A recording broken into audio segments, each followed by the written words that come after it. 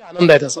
Sir, आता जरांगेंचं आंदोलन सुरू आहे, तिथे सुप्रिया सुळे गेल्या होत्या आणि तिथे मराठा आंदोलकांनी त्यांना घेरलं, त्यांच्या अंगावर पाण्याच्या बॉटल टाकलेल्या आहेत, त्यांना गाडीत बसू दिलं नाही। मला असं वाटतं असं करणं योग्य नाहीये। शेवटी कुठलेही नेते गेल्यानंतर त्या ठिकाणी त्यांना वागणूक योग्य मिळाली पाहिजे। अशा प्रकारे कोणाला हुट आउट करणं, बॉटल फेकणं ही काही योग्य संस्कृती नाही। त्याच्यामुळे हुडदंगबाजी करून मला असं वाटतं काहीच त्या ठिकाणी मिळणार नाही। मुळातच आपण एक गोष्ट लक्षात घ्या की मराठा समाजाचा जर आपण विचार केला तर 2014ला जेव्हा आम्ही सत्तेत आलो तेव्हापासून तर 2025 पर्यंत मधले 2.5 वर्ष उद्धवजींचं सरकार वगळता जो काही आमचा कार्यकाळ आहे, पहिले माझ्या नेतृत्वातलं सरकार, दुसरं शिंदेजींच्या नेतृत्वातलं सरकार आणि आता पुन्हा माझ्या नेतृत्वातलं, या सरकारमध्येच मराठा समाजाच्या हिताचे निर्णय घेण्यात आले आहेत। आपण बघा, पहिलं आरक्षण मी दिलं, दुसरं आरक्षण शिंदेजींनी दिलं, ते अजूनही चालू आहे। आता अशी परिस्थिती नाही की मराठा समाजाला आरक्षण नाही, 10% आरक्षण आहे, त्याच्यामध्ये नोकऱ्या मिळत आहेत, त्याच्यामध्ये ऍडमिशन्सही मिळत आहेत।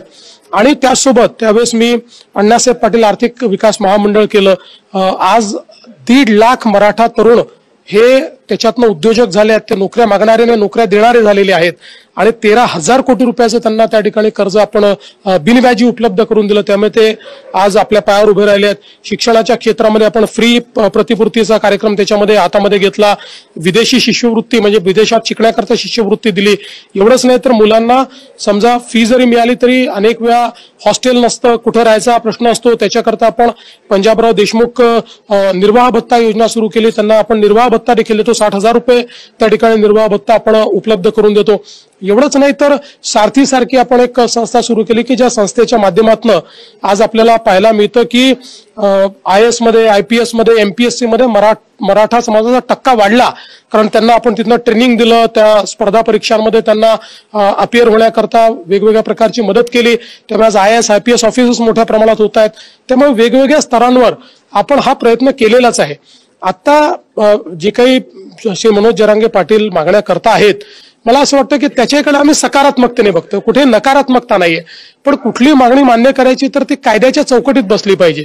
आता सरसकट समजा या ठिकाणी OBC मध्ये समावेश वगैरे अशा ज्या गोष्टी आहेत त्यातनं एक सोशल फॅब्रिकचा देखील आपल्या इथे प्रश्न आहे, कारण कोर्टाचे निर्णय काही आलेले आहेत, त्या निर्णयांचा आपल्याला अवमान करता येणार नाही आणि म्हणून मला असं वाटतं की या संदर्भात जे काही कायद्याच्या चौकटीत बसतं ते निर्णय घेण्याकरता सरकार तयार आहे, पण कायद्याच्या चौकटीच्या बाहेर जाऊन असंच निर्णय करा असं कोणी म्हटलं तरी सरकारने खुश करायला असा निर्णय घेतला तरी तो एकही दिवस टिकणार नाही आणि मग त्यात मराठा समाजाची फसवणूक झाल्याची भावना तयार होईल। आणि म्हणून आम्ही चर्चा करतो, आमचे विखे पाटलांच्या नेतृत्वात सब कमिटीमध्ये सगळ्या गोष्टींची चर्चा चाललेली आहे। एजींसोबत कन्सल्ट करतायत, कायदेशीर सल्लागारांसोबत कन्सल्ट करतायत, जे काही कोर्टाचे निर्णय आहेत त्याची पडताळणी चालली, त्यातनं मार्ग काढायचा प्रयत्न करू। पण जरांगे आता मुंबईमध्ये आहेत, अशा वेळेला मग तुम्ही ते असं म्हणतात की जोपर्यंत मागणी पूर्ण होत नाही आम्ही इथून उठणार नाही, मग यावर सगळ्यावर तोडगा काय? चर्चेतनं लोकशाहीमध्ये तोडगा निघतो, आडमुठ्या भूमिकेने तोडगा निघत नाही। आणि अर्थातच मी जे सांगितलं की शेवटी सरकार हे कायद्याने चालतं, कायदेशीर मागण्या पूर्ण करायला सरकारला हरकतच नाही। आम्ही त्याच्यामध्ये, कारण कुठल्या सरकारला असं वाटेल की आपल्यातला एक कुठला तरी घटक हा अशा प्रकारे आंदोलन करत बसणं असं कुठल्याच सरकारला वाटू शकत नाही। म्हणून ज्या मागण्या कायद्यात बसतील त्या मागण्या, आता आपण बघा त्यांनी केलेल्या मागण्यांवर सकारात्मक निर्णय हे कॅबिनेट सब कमिटीने केले आणि त्यात जिथे कायदेशीर अडचणी होत्या त्या अडचणी देखील त्यांना सांगितल्या। आता कायदेशीर अडचणीतनं मार्ग काढल्याशिवाय निर्णय करता येत नाही।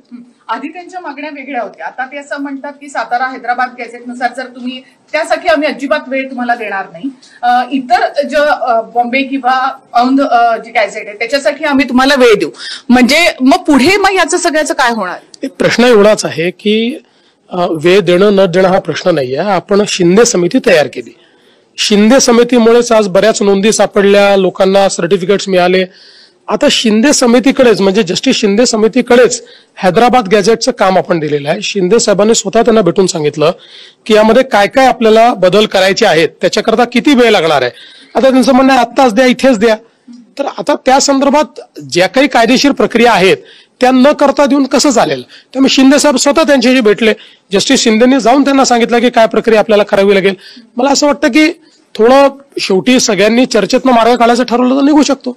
पण जरांगे सारखे तुम्हाला टार्गेट करतायत, मला आनंद आहे। काय म्हणजे मी तुम्हाला एक सांगू का, शिव्या खाणे, लोकांचं काय उपहास सहन करणे, या सगळ्या गोष्टीची मला सवय आहे. त्याचा माझ्यावर काही परिणाम होत नाही. याचं कारण काय मी नेहमी सांगतो की लोक तुमच्या कर्तृत्वाने तुम्हाला इतिहासात लक्षात ठेवतात. तुम्हाला कोणी शिव्या दिल्या याच्यावर लक्षात ठेवत नाही आणि शिव्या देणाऱ्यांना लोक लक्षात ठेवत नाहीत. त्याच्यामुळे आपलं कर्तृत्व काय आहे हे महत्वाचं असतं. अशा प्रकारे कोणी कितीही शिव्या दिल्या तरीही जे समाजाच्या हिताचं आहे आणि जे भारतरत्न डॉक्टर बाबासाहेब आंबेडकरांच्या संविधानाने सांगितलंय त्याच्या बाहेर मी जाऊ शकत नाही, मी जाणार नाही. जरांगेंना पटेल असा निर्णय तुम्ही घेणार? एक शेवटचा प्रश्न. त्यांना काय पटेल हे मी कसं सांगू? मला त्यांच्या मनात शिरता आलं असतं तर आतापर्यंत आंदोलनच संपलं असतं ना.